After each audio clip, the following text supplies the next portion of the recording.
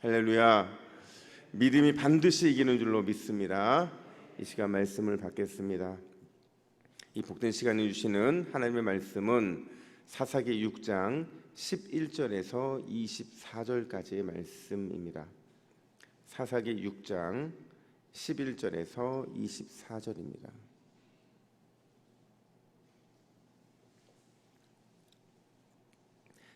누가 큰 용사인가? 라는 제목으로 오늘 말씀을 받겠습니다. 우리 11절부터 24절까지 한 절씩 교독해 읽겠습니다. 여호와의 사자가 아베셀 사람 요아스에게 속한 오브라에 이르러 상수리나무 아래에 앉으니라.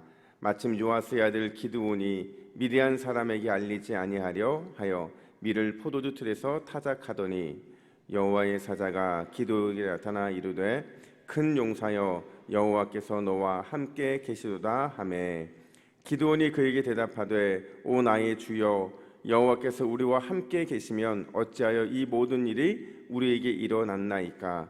또 우리 조상들이 일찍이 우리에게 이르기를 여호와께서 우리를 애굽에서 올라오게 한 것이 아니냐 한 그 모든 이적이 어디 있나이까? 이제 여호와께서 우리를 버리사 미디안의 손에 우리를 넘겨 주셨나이다 하니 여호와께서 그를 향하여 이르시되 너는 가서 이 너의 힘으로 이스라엘을 미디안의 손에서 구원하라.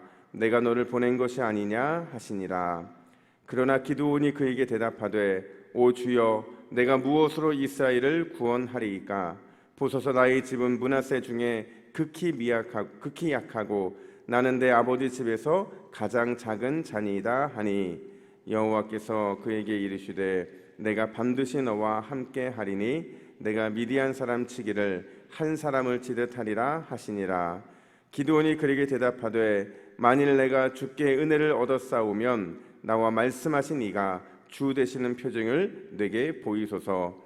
내가 예물을 가지고 다시 주께로 와서 그것을 주 앞에 드리기까지 이곳을 떠나지 마시기를 원하나이다 하니 그가 이르되 내가 너 돌아올 때까지 머무르리라 하니라.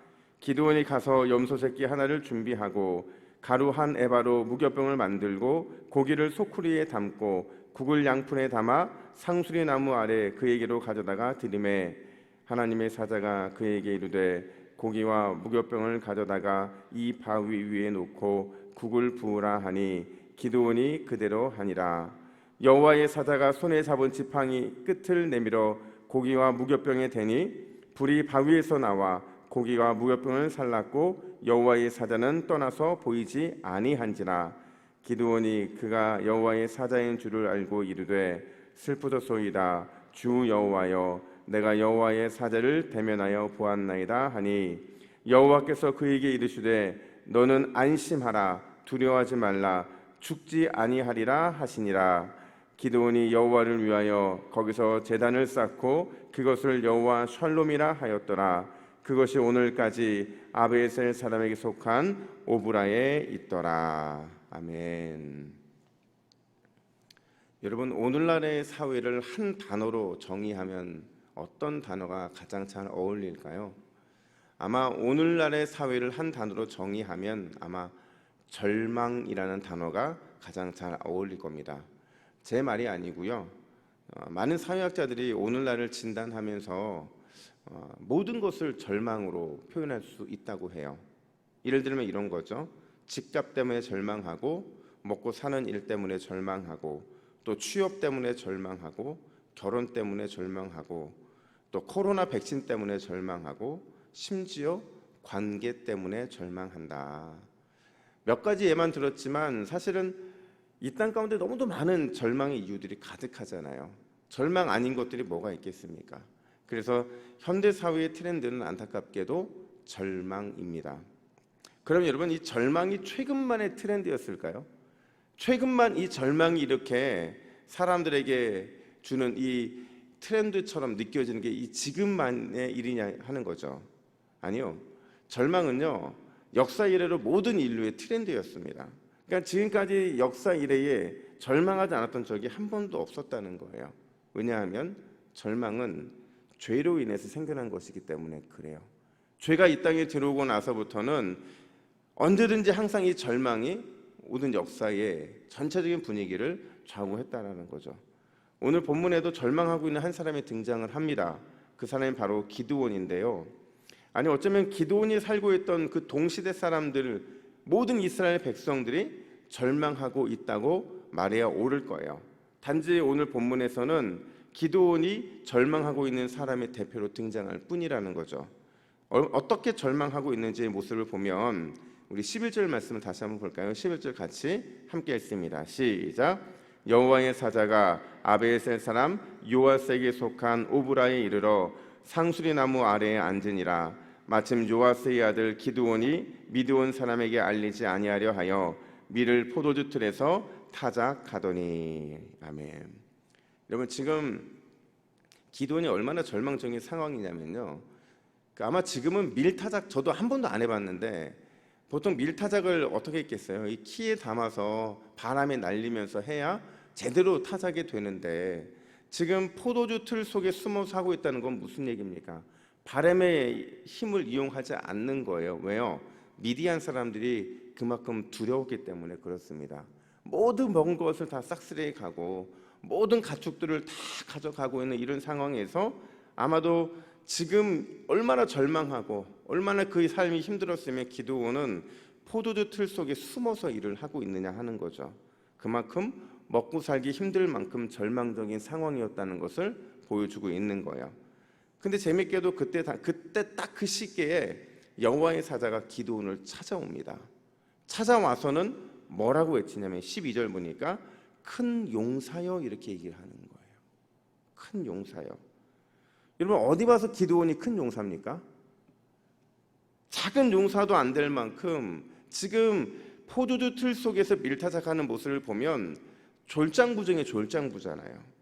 완전히 두려움에 사로잡혀서 자신의 마음껏 해야 할 일을 하지 못하고 있는 이 기드온의 모습이 어떻게 큰 용사가 될 수 있느냐라는 거죠. 근데 여러분 기드온을 향한 여호와의 사자의 이 외침이 옳아요. 왜냐면요, 오늘 기드온이 큰 용사일 수밖에 없는 두 가지 이유를 오늘 본문에서 다뤄주기 때문에 그렇다는 거죠. 과연 무엇이 큰 용사라고 부르게 만들었을까? 첫 번째로 기드온이 큰 용사인 이유는요, 임마누엘의 은혜 가운데 있기 때문에 그렇다는 겁니다. 임마누엘의 은혜. 12절 말씀을 같이 읽습니다. 시작. 여호와의 사자가 기드온에 나타나 이르되 큰 용사여 여호와께서 너와 함께 계시도다 하매. 아멘. 여러분 어쩌면 여호와의 사자도 잘 알았을 거예요. 기드온이 일반 농사꾼 그 이상도 그 이하도 아닌 사람이라는 사실을 말이죠. 심지어 어쩌면 비겁하게 짝이 없는 그런 인생을 살고 있었다고도 알고 있었을 것입니다. 그럼에도 불구하고 여호와의 사자가 기드온을 향해서 큰 용사라고 부르고 있는 이유는요, 그에게 큰 용사로서의 가능성이 있기 때문에 그런 게 아니에요. 그는 어떻게 보면 진짜 일반 농사꾼이고 비겁한 사람이지만 그가 큰 용사일 수 있는 조건은 여호와 하나님이 그와 함께 계시기 때문이라는 거예요. 여러분 큰 용사라는 이 단어가요, 우리는 어떻게 보면 오늘 이 사사기에서만 쓰이는 것처럼 느껴지지만 성경이 여러 곳 등장합니다. 특별히 이 큰 용사라는 원래의 단어의 뜻은 강한 용사 혹은 큰 부자, 또 다른 성경의 번역에 의하면 유력한 자라는 의미예요. 어디서 많이 본 적 있죠? 언제 봤을까요? 유력한 자. 우리가 얼마 전까지 설교했던 룻기에서 누가 유력한 자였습니까? 보아스가 유력한 자였잖아요. 그러니까 그를 향해서 유력한 자라고 하고, 또 보아스와 오늘 기드온에게 큰 용사, 강한 용사, 큰 부자라고 만들 수 있는 근거가 어디 있을까요? 그건 바로 임마누엘에 있는 겁니다. 임마누엘. 하나님이 그들과 함께 하시기 때문에 그들은 다 큰 용사가 될 수밖에 없는 거예요. 다시 말하면 연약하고 부족한 인간이 강하고 용맹하고 또 부유할 수 있는 유일한 조건은 나한테 있는 것이 아니라 여호와 하나님이 함께 하는 것에 있다라는 겁니다. 우리가 여전히 그 사실을 믿지 못하기 때문에 늘 두려워하고 늘 용사의 삶을 살아가지 못할 뿐이지, 우리 역시도 하나님께서는 큰 용사로 부르신 줄로 믿습니다. 왜냐하면 우리는 그런 조건이 없어요. 우리는 그냥 큰 용사는커녕 작은 용사도 못하고 우리는 정말 쫄짱부같이 살거든요. 그럼에도 불구하고 우리가 큰 용사인 이유는 하나님이 우리와 함께 하시기 때문이라는 거죠. 특별히 오늘 본문에 보면 참 기도는 뺀질거립니다. 이래서 못하고 저래서 못하고 내가 어떻게 큰 용사냐고 그렇게 반항하던 그에게 다시 한번 재확인시켜 주시는데 16절 말씀을 보세요. 16절 같이 있습니다. 시작. 여호와께서 그에게 이르시되 내가 반드시 너와 함께 하리니 내가 미디안 사람 치기를 한 사람 치듯 하리라 하시니라. 아멘. 내가 반드시 너와 함께 하시겠대요. 내가 너와 함께 하시겠다고 약속했는데 안 믿으니까 내가 반드시라는 강조를 넣어서 함께 하시겠다고 지금 말씀하고 계신 겁니다.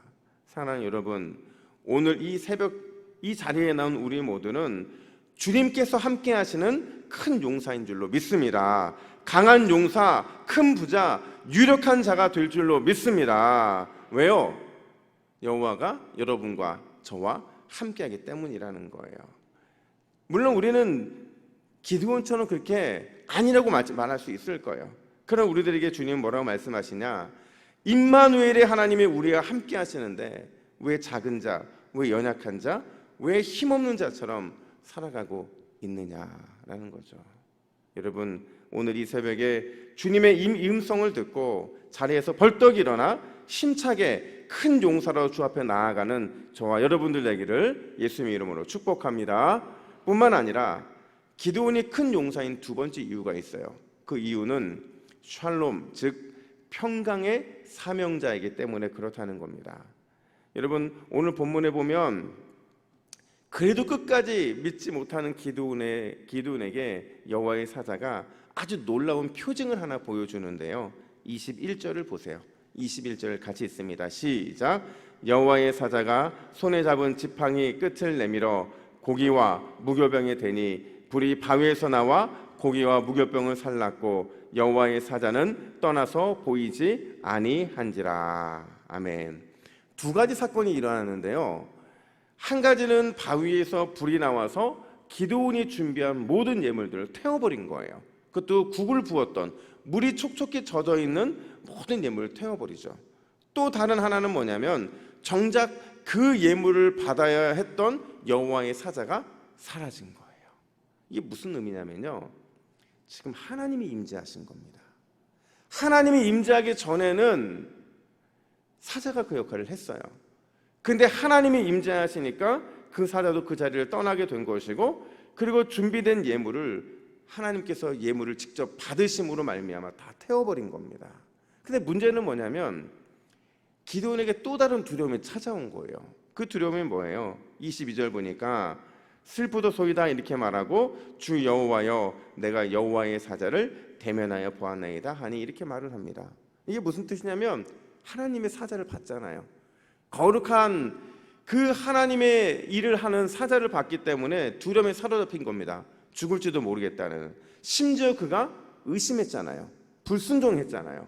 그러니까 하나님의 사자인지 모르고 그렇게 했기 때문에 그는 죽을까 봐 겁이 난 거예요.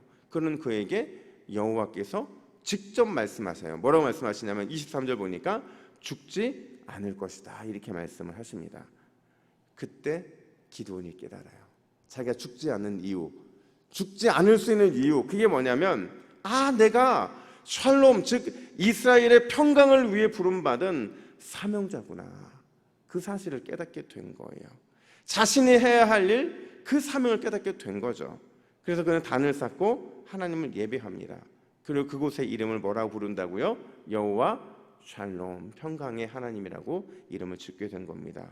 여러분, 하나님께서 우리를 큰 용사로 부르신 이유는 샬롬의 사명을 위함인 줄로 믿습니다. 내가 기도함으로 우리 가정의 샬롬의 역사가 일어나고, 내가 예배함으로 우리 교회에 샬롬의 주님이 임재하시고, 또 내가 더욱 헌신함으로 더 큰 주님의 샬롬이 내 삶에 나타나게 될 거라는 거예요.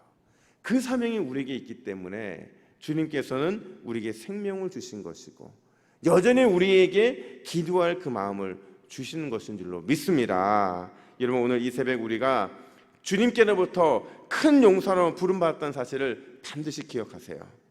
그냥 큰 용사가 아니라 샬롬의 사명을 위한 큰 용사로 부르셨다는 사실을 기억하기를 간절히 축복합니다. 우리가 이 새벽부터 이 확신 갖고 기도할 때 그 사명이 온종일 내가 일하는, 내가 살아가는 삶의 현장에서 평강의 주님의 은혜로 덮여지는 그 놀라운 기적이 일어날 줄로 믿습니다. 그 소망을 간절히 붙잡고 이 새벽도 주 앞에 용사로 세워지는 저와 여러분 되기를 예수님의 이름으로 축복합니다. 아멘. 함께 기도하겠습니다. 하나님 아버지, 늘 연약하고 부족한 자들이지만 큰 용사로 불러주시고 큰 용사로 대접해 주시고 큰 용사답게 살아가게 하신 것 감사합니다. 하나님, 우리가 주님께서 불러주신 큰 용사라는 사실을 매 때마다 잊지 않도록 도와주시고 주님이 우리를 쓰실 때에 날마다 샬롬의 역사가 일어나게 하여 주시옵소서. 온종일 주님이 큰 용사가 되어 주님께서 샬롬을 내 삶을 통해 나타나실 때에 그 모든 영광 주님께 올려드리기를 소원하오니 우리의 삶을 받아 주시옵소서. 감사드리며 예수님의 이름으로 기도하옵나이다. 아멘.